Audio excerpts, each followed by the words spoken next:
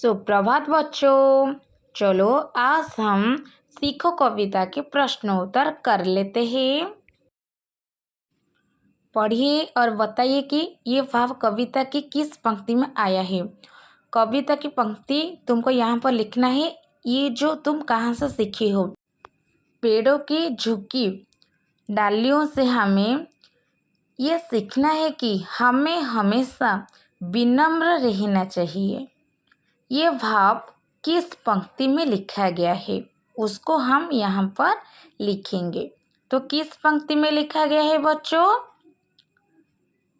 लिखोगे तोरू की झुकी डालियों से नीत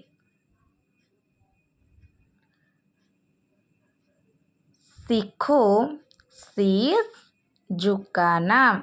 तरू की झुकी डालियों से नीत सीखो शीश झुकाना। हवा के झोंकों से हमें सीखना है कि हम हमेशा कुछ न कुछ काम करते रहें।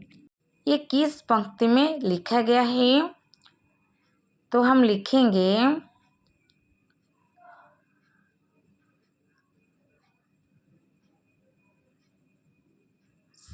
सीख हवा के झोंकों से लो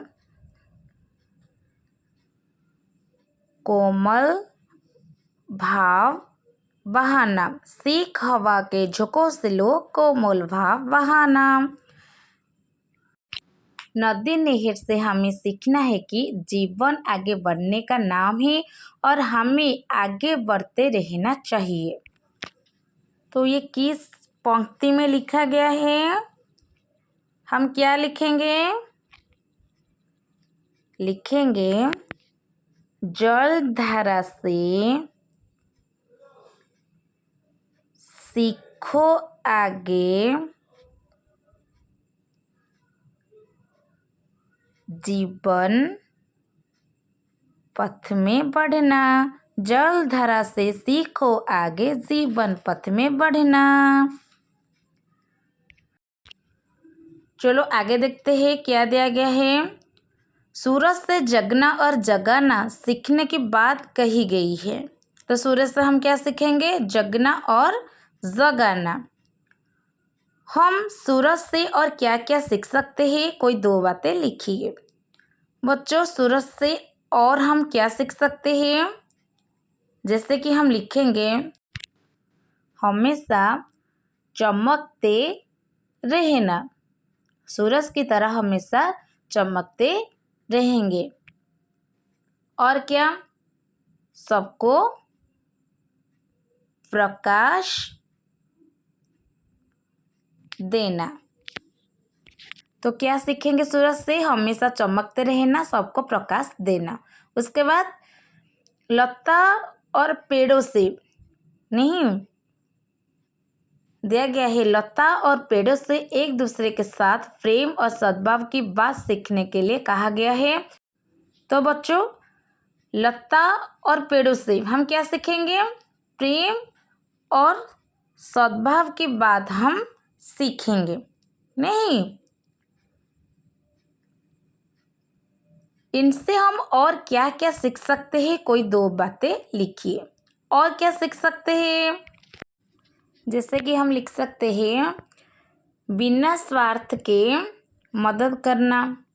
और क्या लिख सकते हैं? मिलजुल कर रहना।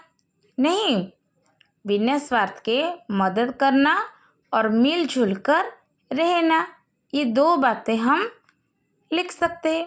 तो लिखेंगे बिना स्वार्थ के सबकी मदद करना। लता पेड़ हमको फल फूल सब देते हैं, नहीं बिना स्वार्थ के। कभी वो मना किए हैं? नहीं। तो बिना स्वार्थ के वो सबकी मदद करते हैं। नहीं। और क्या लिख सकते हैं? मिलजुल कर रहना। मिलजुल कर रहना। देन हम सभी में कोई ना कोई विशेषता अवश्य होती है। आप अपने सहपाठी की कौन सी बात सीखना चाहते हैं। बच्चों, सहपाठी तुम्हारे साथ जो पढ़ते हैं उनको सहपाठी बोलते हैं।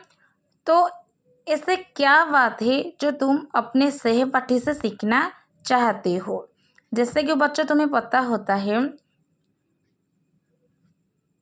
दोस्त हमेशा दोस्त की मदद करता है। नहीं, अगर तुम पेंसिल नहीं लाते हो तो तुम अपने सहपाठी से लेकर लिखते हो। नहीं, तो ये हुई ना एक मदद। नहीं, तो लिखेंगे दूसरों की मदद करना। क्या लिखेंगे? दूसरों की मदद करना। दिया गया है शब्द और अर्थ। नहीं, तरु। बच्चों, दिया गया है तरु। तरु का अर्थ है पेट। शीश यानी कि सिर। पृथ्वी। बच्चों, पृथ्वी का मतलब है धरती। हरना दूर करना। पथ का मतलब है रास्ता। और क्या बोल सकते हैं? मार्ग। नहीं, ऊपर दी गई सूची को ध्यान से पढ़िए। इनमें से कोई दो शब्द लेकर वाक्य बनाइए। बच्चों, यहाँ पे जो सब शब्द दिया गया है उनमें से दो शब्द लेकर हमको वाक्य बनाना है। जैसे कि तरु। नहीं, तरु का अर्थ क्या है? पेड़। तरु का अर्थ है पेड़। तो हम लिख सकते हैं, क्या लिखेंगे? लिखेंगे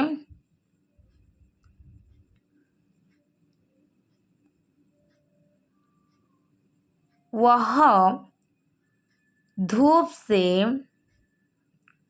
बचने के लिए तरु की छाया में बैठ गया।